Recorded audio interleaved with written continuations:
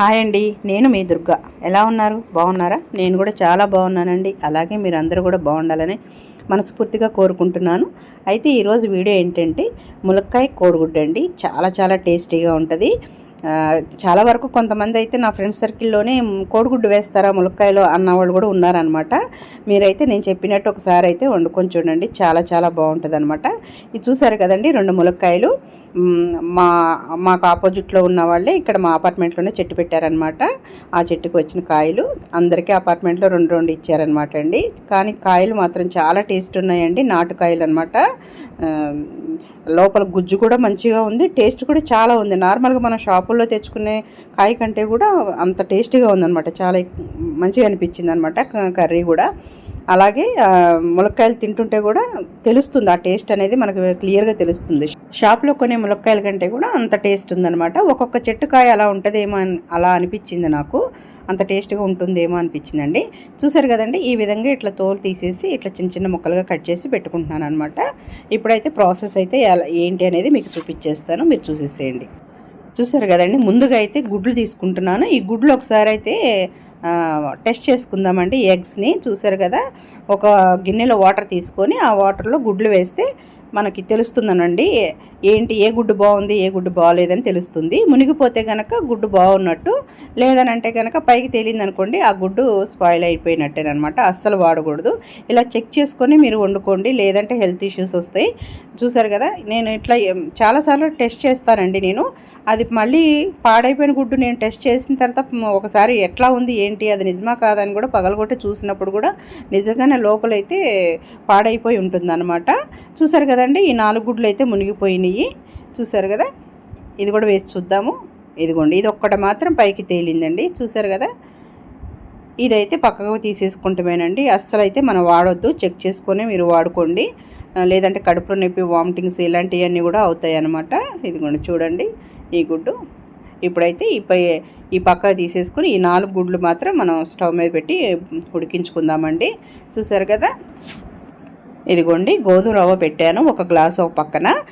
ఈ పులుసు కూరలోకి చాలా బాగుంటుంది అనమాట, గోధుమ రవ్వలో వేసుకొని తింటే బాగుంటుంది. ఇదిగోండి అట్లాగే గుడ్లు కూడా ఉడకబెట్టేస్తున్నాను. చక్కగా కొంచెం ఉప్పు వేసి ఉడకపెట్టండి, పైన టెంక్ అనేది తొందరగా వచ్చేస్తుంది అనమాట. చూసారు కదా, ఇప్పుడు విజిల్ కూడా పెట్టేస్తున్నాను, వెయిట్ కూడా. ఇదిగోండి, ఇప్పుడైతే ఓ పక్కన మనం ఉల్లిపాయలు అవన్నీ ఫ్రై చేసుకుందామండి. గుడ్లు ఉడికిపోయేలోపు బాండీ పెట్టేశాను, బాండీలో ఆయిల్ వేసేసుకుందామండి.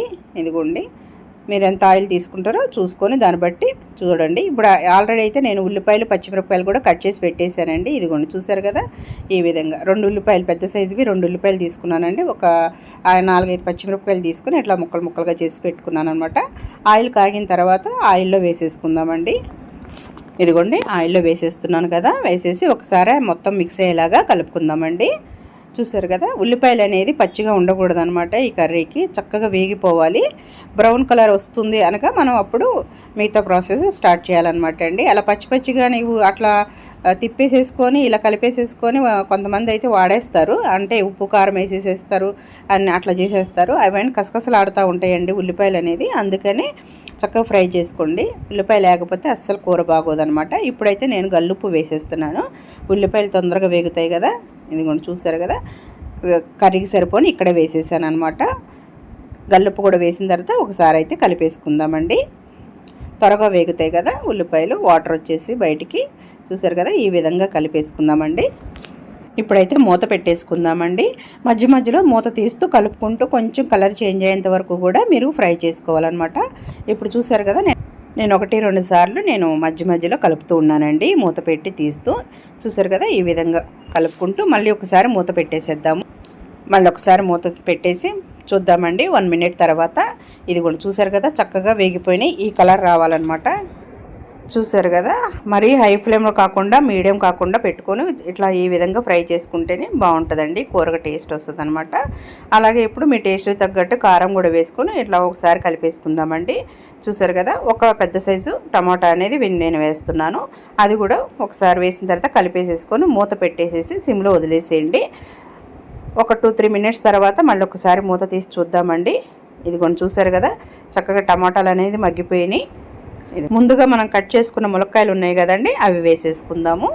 ఇవి కూడా వేసుకుని 2 నిమిషాలు ఇవి కూడా మగ్గనిచ్చుకుందామండి. ములక్కాయలు కూడా ఈ టమాటాను ఉల్లిపాయలు దాంట్లో కూడా మగ్గితే కొంచెం టేస్ట్ బాగుంటుంది అనమాట. ఉప్పు కారం వెళ్ళి ములక్కాయల్లోకి చాలా బాగుంటుంది. ఈ విధంగా ఒకసారి కలిపేసేసుకొని ఒక 1 మినిట్ అట్లా మూత పెట్టేసి పెడదామండి. సిమ్లోనే పెట్టేసేయండి స్టవ్ అనేది. చూసారు కదా, ఇప్పుడైతే నేను మూత పెట్టేస్తున్నాను. ఒక 1 మినిట్ తర్వాత చూద్దామండి మళ్ళీ. ఇదిగోండి చూసారు కదా, ఇదిగోండి చూసారు కదా, చక్కగా మగ్గిపోయినాయి టమాటాలు అవన్నీ. ఇదిగోండి ఇప్పుడైతే నేను చింతపండు పులుసు పోస్తున్నానండి. చింతపండు పులుసు అనేది ఎక్కువ పోయకూడదండి. ఇది చూసారు కదా, నేను చాలా కొంచెం నిమ్మకాయలో సగం బద్దంతా నేను ఎంత ఉంటుందో అంత చింతపండు తీసుకొని నేను పులుసు తీసుకున్నాను అనమాట. ఆల్రెడీ మనం టమాటా వేసాం కాబట్టి కొంచెమే సరిపోతుంది, మరి పులుపు ఎక్కువైనా బాగుండదు. అలాగే కొంచెం మనకి పులుసుకి ఎంత కావాలో అన్ని వాటర్ కూడా కొంచెం పోసుకొని సిమ్లో పెట్టేసి వదిలేసానండి. ఒక 2-3 నిమిషాల తర్వాత చక్కగా కూర అనేది ఉడుకుతుందండి, చక్కగా చిన్న మంటతోనే. ఇప్పుడు చూద్దాము. ఇదిగోండి చూసారు కదా, ఈ విధంగా చక్కగా ఉడుకుతున్నప్పుడు ఎగ్స్ బాయిల్ చేసి పెట్టుకున్నాం కదండి, అవి ఘాట్లు పెట్టేసేసి ఇట్లా ఈ పులుసులో వేసేసేయండి. చూసారు కదా, వేసేసి ఒకసారి కలిపేసేసి మళ్ళీ మూత పెట్టేసేసి సిమ్లో పెట్టేసేసేయండి. చక్కగా అదే దగ్గరగా ఉడికిపోతుందండి. ఇదిగోండి చూసారు కదా, ఈ విధంగా చాలా చక్కగా ఉంటుందండి కూర అనేది. ఇంకా మీరు కావాలంటే కొంచెం పులుసుగా కూడా పెట్టుకోవచ్చు అనమాట. మాకైతే ఇలా కొంచెం దగ్గరగా ఉంటే కొంచెం ఇష్టంగా ఉంటుంది, తింటాం కాబట్టి నేను ఇట్లా ఈ విధంగా చేశానండి. కూర అయితే సూపర్గా ఉందండి, చాలా టేస్టీగా ఉంది. మీరు సిమ్లో పెట్టేసి వదిలేసేసేయండి. మధ్యలో మీకు పులుసుగా కావాలనుకున్నప్పుడు ఎప్పుడు చిక్కబడిందో పులుసు అనేది అప్పుడు మీరు బంద్ చేసుకోండి. లేదు ఇంకా కొంచెం ఇగో ఈ విధంగా కావాలనుకున్నప్పుడు వదిలేసి సిమ్లో వదిలేసేసి తర్వాత మీరు చూసుకోండి. ఈ విధంగా అయిన తర్వాత స్టవ్ ఆఫ్ చేసేసుకోండి. ఇది చపాతీలోకి బాగుంటుందండి, రైస్లోకి అయితే ఇంకా బాగుంటుంది అనమాట.